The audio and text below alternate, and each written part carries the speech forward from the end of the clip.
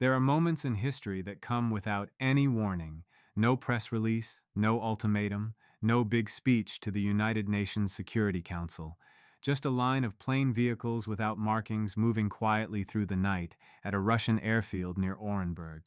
They load cargo into an Antonov transport plane with its tracking signal turned off. The plane takes off and flies east before it turns south over the Caspian Sea and heads toward Iranian airspace. That flight, if the secret reports that reached Washington 3 days ago are correct, carried something that no rebel country, no revolutionary government, and no non-superpower army in the whole history of nuclear weapons has ever owned. It carried a Satan-2 nuclear warhead, the RS-28 Sarmat. Russian state media called it, in their usual calm way, the missile that could make a whole country the size of France or Texas disappear. NATO gave it the name Satan-2 because Satan-1, the SS-18, was already taken. The engineers needed a name that showed the huge power they had built. It flies at Mach 20, carries a 15-ton load, has a range of 16,000 kilometers, and can hold 10 to 15 separate nuclear warheads that can steer themselves. It also has the ability to fly in a partial orbit, so it can come at its target from any direction on Earth, including from the south where American defenses cannot see it at all. And now, according to 3 different secret reports seen by this channel, that weapon or its warhead technology or both are now in Iranian hands. Let me stop here and make one thing very clear before we go on. This is not about Iran getting a bigger missile. Iran already has missiles. This is not about Iran moving forward with its nuclear program. That has been happening for 20 years. This is something completely different from anything that has happened in the nuclear age since the Soviet Union gave technology to China in the 1950s. This is about a permanent member of the UN Security Council that owns the world's biggest nuclear arsenal, giving nuclear warhead technology to a revolutionary Islamic country that is now fighting the United States and Israel.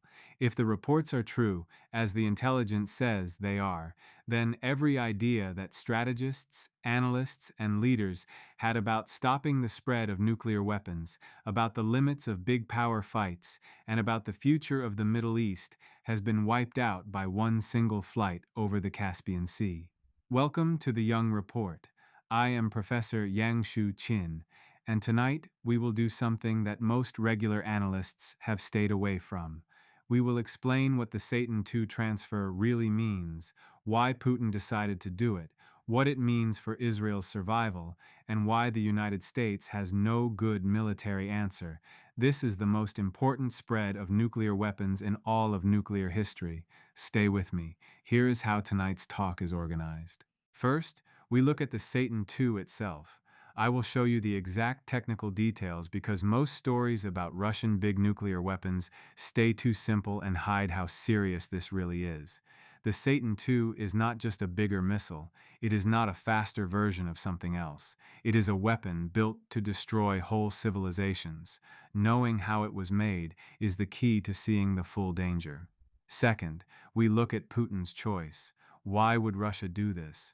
Why would a country that has followed nuclear rules for 30 years decide to break them in 2026? We need to understand what Putin thinks he has lost and why he now feels he has nothing left to lose. We will follow the steps in Moscow that led to this transfer because we can only guess what comes next if we know the reasons. Third, what this means for Israel. Israel is a small country, about 470 kilometers from north to south and 135 kilometers from east to west. One single Satan-2 missile with 10 separate nuclear warheads can hit the whole country at the same time. We will look at the numbers for Israel's chances of surviving this weapon, and the numbers are very worrying. Fourth, America's stuck position. The United States has nuclear weapons, missile defenses, and the strongest regular army in the world. None of these give a real answer. We will explain why and talk about real choices. Fifth, the worldwide nuclear rules. The Satan-2 transfer is not only about the fight with Iran, it shows that the nuclear non-proliferation rules set up in 1968 are finished. When one of the five big powers gives warhead technology to a country without nuclear weapons, while that country is under attack, the whole system of holding back nuclear weapons falls apart. We will describe the world after this collapse. Finally, what may happen next? Three possible roads, all difficult, all honest. Let us start. If this is your first time watching the Yang Report, please subscribe right now. This is not regular news. It is deep strategic thinking based on military history, weapon details, and the real logic of countries. We explain what weapons can do, why leaders make choices, and where things are headed. Hit subscribe, turn on notifications, and share this video, because the system hides analysis that goes against the usual stories, and people who need to know will only see it if you share. Now let us look at the weapon that changed everything. To understand the Satan-2 transfer, we must first understand Vladimir Putin's situation in April 2026. This transfer was not a quick or emotional act. It was a careful strategic step by a leader who believes the rules-based world order is over, and the only thing that matters now is pure national interest, without any limits from old rules. Putin's thinking starts with Ukraine. 4 years of war, with the United States and Europe giving money, sharing secret information, giving targeting help, and sending advanced weapons. NATO trained, gave equipment to, and kept alive the Ukrainian fight against a Russian army that expected a fast win, but instead faced a long, hard fight. From Putin's point of view, the rules-based order that the US talks about was never fair. The US could give weapons to Ukraine without starting a bigger fight, but Russia could not give weapons to Iran without crossing a line. Putin's second thought is about Operation Epic Fury. The US started a surprise war against Iran, a close Russian partner, without asking Moscow, without permission from the United Nations, and without respecting the idea of country independence. Iran is Russia's biggest buyer of military goods in the Middle East and an important part of the Russia-China team. If Iran loses, it would be a huge loss for Moscow. Putin's third thought is the most important one. He has decided that Washington's answer to a Satan-2 transfer, no matter how strong the words sound, will not go as far as a direct military fight because that could lead to nuclear war. No president, even for Israel's safety, will risk nuclear war over a spread of weapons that cannot be undone. This is the logic of being forced to act in the nuclear age. The transfer has already happened. The warhead technology is now in Iranian hands. Military moves, punishments, or strong demands cannot change that fact. Putin correctly guessed that Washington knows this. Let me make clear what the secret reports say Iran received. First, a full warhead transfer, a complete Satan-2 nuclear warhead already put together and ready to use, giving Iran the ability to strike right away, though limited by what planes or missiles they have to carry it. Iran now has Khorramshahr 4 technology that can hold the Satan-2 warhead. Putting it together is hard but can be done in a few months. Second, warhead design transfer. Full technical drawings, engineering plans, and information about materials for a Satan-2 type warhead. This is still a huge danger. Iran can copy and build complex weapons inside their own country, just as they did with the S-1 that came from North Korea. Third, parts transfer.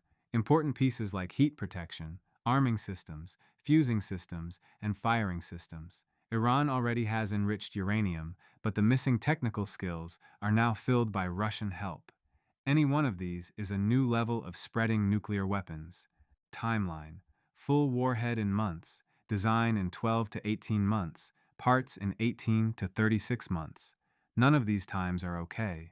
The secret reports from signals, people on the ground, and satellites all agree and create a strong belief, which has caused quiet fear in Washington, Jerusalem, and NATO capitals.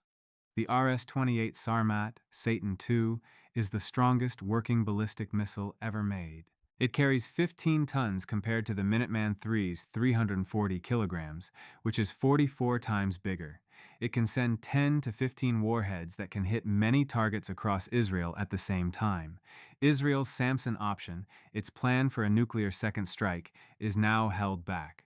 Speed: Mach 20. Flight time from western Iran to Israel is under 7 minutes, or under 5 minutes on a lower path. Range 16,000 kilometers. Every target in the world, including the US mainland, is now at risk. The partial orbitability lets it come from the south and avoid US missile defense. The moving warheads make it almost impossible to stop them. No defense can stop it. The US answer has been quiet. Military, diplomatic, or punishment steps are limited. An attack is not possible because of strong underground bases. Fighting Russia directly risks nuclear war. Talks cannot undo the transfer.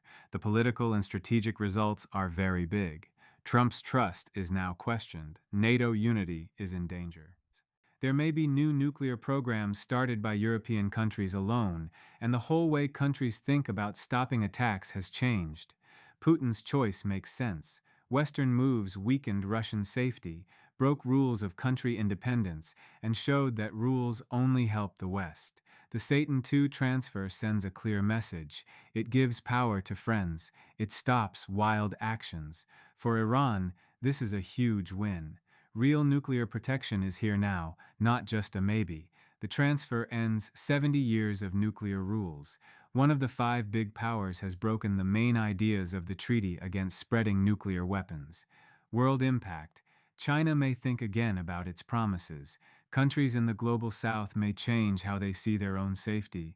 More countries may start nuclear programs, changing safety everywhere and raising the chance of fights.